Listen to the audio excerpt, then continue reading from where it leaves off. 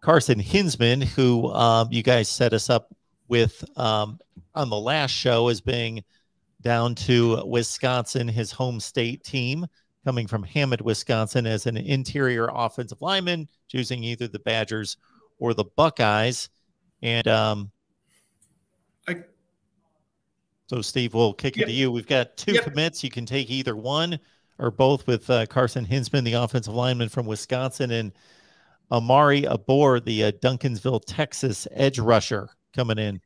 Yeah, two huge gets for Ohio State for the 2022 class. Those guys will be freshmen this coming year.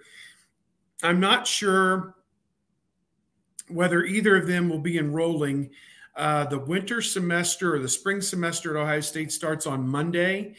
And typically you could still get to campus and start classes by Wednesday or Thursday of next week if you wanted to. I know with Omari Abor from Duncanville, Texas, he announced during the Under Armour All-American game this past Sunday on, I think it was on ESPN.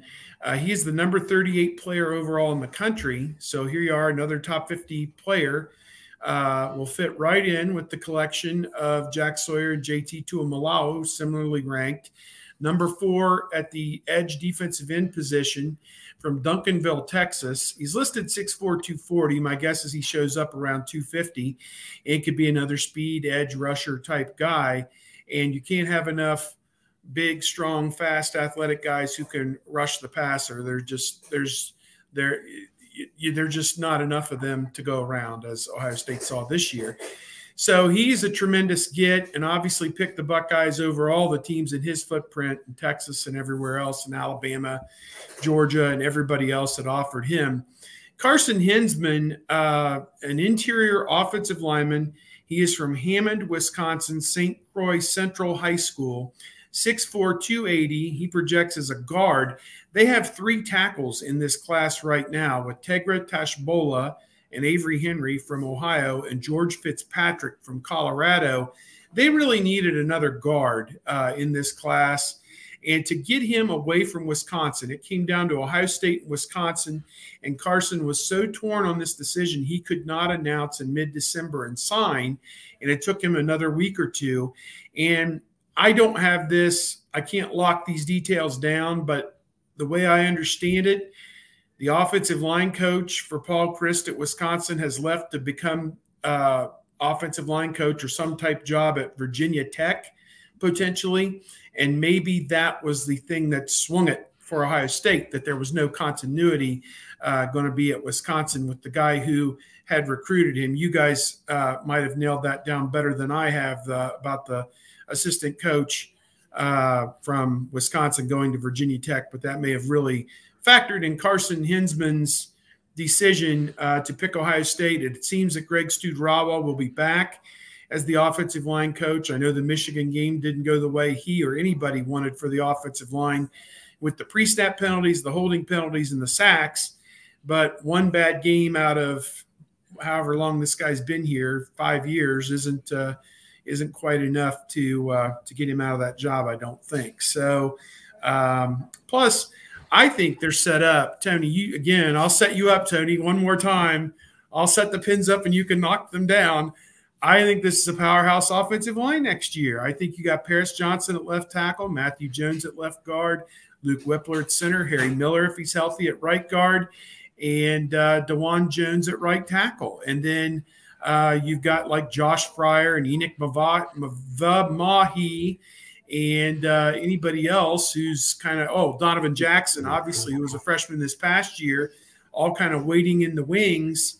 You've got 2 backup centers with Matthew Jones and Harry Miller, who could fill in for Whippler. I think they'll find their best 5 involves Whippler playing center and Harry Miller at guard, although, maybe they think it'll be Harry Miller at center and Donovan Jackson at guard. I don't know. I guess you go through spring ball and you work through that. But to me, it's a powerhouse offensive line, and they get away from this tackles playing guards thing, Tony, that hamstrung them so poorly this year. It just killed them. So, whatever. Well, that powerhouse offensive line needs DeJuan Jones to decide to come back this year if he's still on the fence thinking about that, because I think he's a project as an NFL player. I mean, yeah, you'd have to put 3 years of development in him before you would ever put him on the field to block a Watt brother because, buddy, again, caps and sleeves at that level. You being 360 going to get you so far, but you got to be able to move your feet, and and this is the thing with our great fans. They poo-poo the players when they don't hold up to reservations and whatever, but I don't know, just he's not good enough for the NFL, but he's he needs 2 more years of seasoning at Ohio State type thing. You know how they are. Well, and we saw against Michigan that there are some rushers who give him some trouble, and definitely coming back would raise his stock. If he doesn't come back, then you're looking at like Josh Fryer as your right tackle, and they like him, but he's, or Enoch Vamahi, guys who have all been guards before, maybe Donovan Jackson. And that's, I think, one of the complaints about the situation with Greg Studrawa right now is where are the tackles? And the tackles are the projects, the Avery Henry, the Zen Mahalski, those guys who are, low-ranked guys that you pick because they're big. Very much like a DeJuan Jones, who was a low-ranked guy, but at the end in February, everybody wanted him because teams needed another guy, and he has panned out, and he has the basketball background that really convinced a lot of coaches that he would be okay. But I'm with you, Steve. Like if those guys come back, they have enough depth on the interior. The tackles are a concern. The starting tackles aren't necessarily a concern. It's what's behind them. But having guards at guard, I think bodes well for the running game, and having Travion Henderson a year of experience under his belt, knowing what he did wrong, knowing what he did right, coaches knowing better how to use him will help him next year. And I'm also interested to see what happens with Mayan Williams, because he could go somewhere and carry the ball a lot more than he did this year. And will he, or will they tell him you'll get the ball more than you did this year? And I still like there's plenty to like about the Ohio State offense, and you're looking at another 45 points a game, just like they did this year. And just an explosive offense as we all expect. So the live chat has me pulling up the TV numbers for the Rose Bowl. Have you guys looked at this? This is pretty astounding. I've seen some different numbers where Rose Bowl finished like just below the Alabama game, and I've seen others where it finished just above it. Yeah, it seems to be varying degrees. ESPN's email read that the Georgia-Michigan game was in the 17 million range somewhere, or maybe more. 17-2. And the Ohio State game and the Alabama game were both 16.6, so very comparable. I think it's one of the very few times that another bowl game is going to be right at where a semifinal was, but the nature of those semifinals was obviously, unwatchable for the longest time. And I think, again, December 31st is just not the time for this. And there's reasons why. I think people in the Eastern time zone, for some people, as strange as this may sound, when it's Friday, December the 31st, that's still a work day. I know half the country takes that day off, and then as you go progressively across the country, that's 12:30 Pacific time. And even if you're taking the last 3 hours off, you're still at work when that game starts. You know what I mean? So take it 2 p.m. on Friday, knock off, enjoy New Year's Eve. Well, it's already halftime of the game, So you have a lot of viewers who are not captive audience in front of their TV at home when December 31st is a weekday. So that is, I think, part and parcel of the problem. I put this on Twitter, and I steadfastly believe this. The semifinals, when it's the Rose Bowl and the Sugar Bowl, I think they're linked together. It's perfect. 4:30, 5 o'clock, and 9 o'clock, 8:30, whatever. Perfect. That's how it should be. When it's not at the Rose Bowl, the first one needs to be at 12:45 p.m. on January 1st against no other competition. Citrus Bowl, Outback Bowl, hit the bricks. You're on December 31st because you're insignificant. We're going to draw a 19 in that slot. We're going to draw a 19 in the Rose Bowl slot. And then for the evening semifinal, we're going to draw another 19. And that's how it should be. The Sugar Bowl, hit the bricks. When you're not a semifinal, hit the bricks. This proves part and parcel forever. Rose Bowl, 5 o'clock is not moving and shouldn't move because it draws viewers. Now, granted, it was a competitive game and Ohio State was playing in the game, which the semifinals didn't have either of those things. But to me, that's how, if I was a programmer at ESPN, I would tell the people, I would tell Hancock and the boys at the playoff, this is how it's going to be. And tell the Sugar Bowl, this is how it's going to be. Yes, you're on January 1st once every 3 years when you have the semifinal. Otherwise, when it's Baylor against whatever that was, Ole Miss, hit the bricks. 3rd, 2nd, 31st, wherever, you're over there. Because those other games don't mean anything. I mean, I don't know what the Sugar Bowl drew. 9.8. Yeah, and it wasn't that good of a game. I mean, it was like, Baylor was up 21-7, it seemed, for the longest time. So whatever.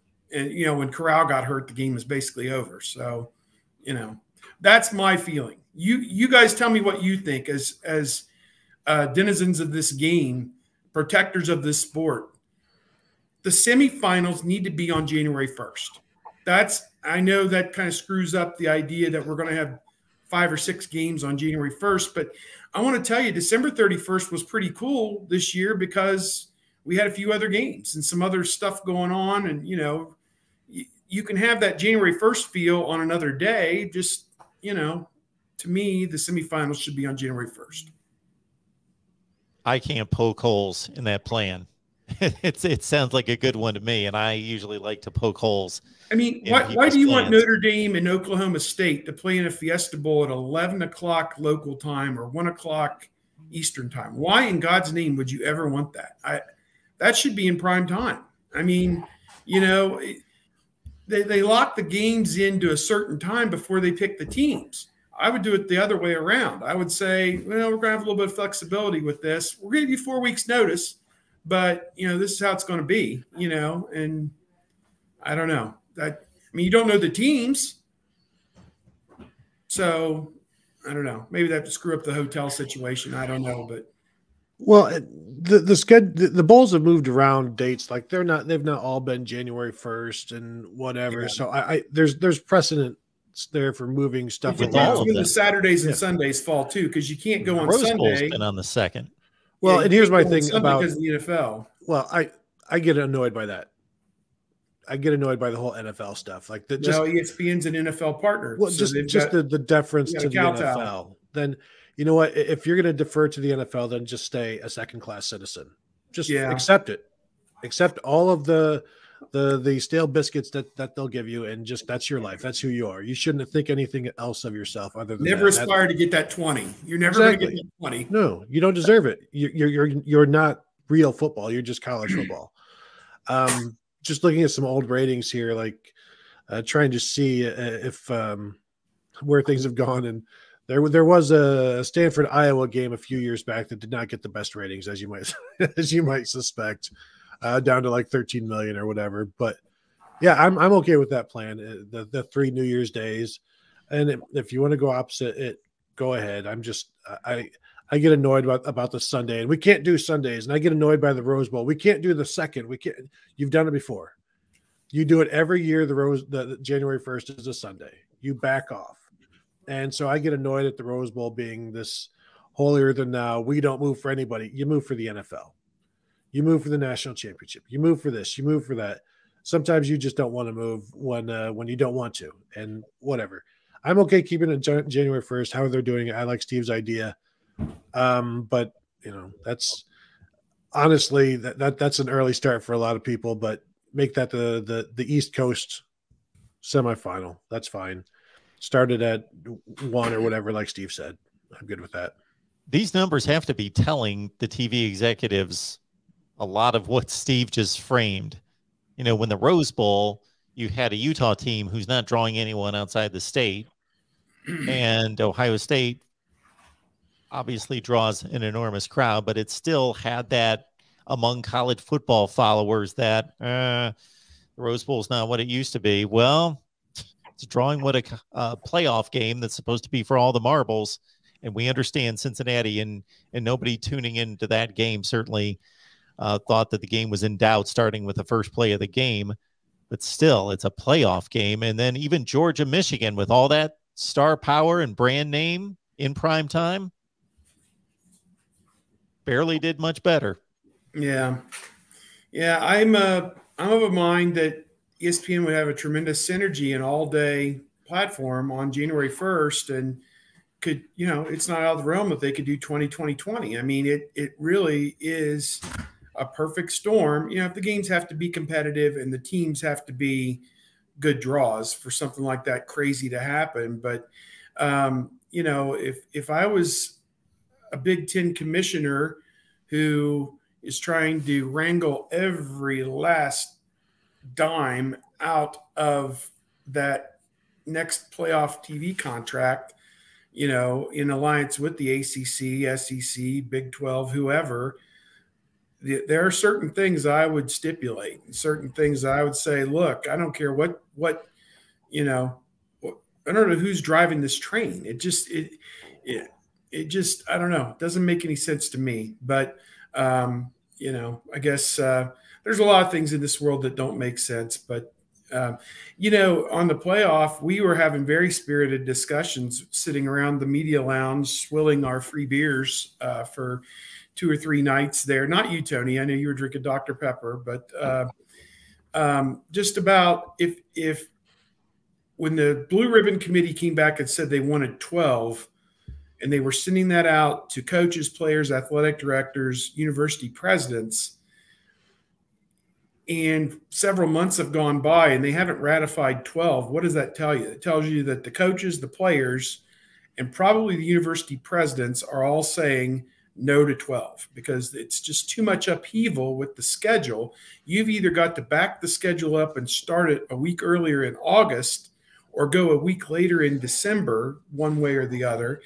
And I think the athletic directors are like, hey, I got a budget to balance here. I've got 7 more administrators to hire at $100,000 plus perks to do nothing from what I see in these bloated athletic departments.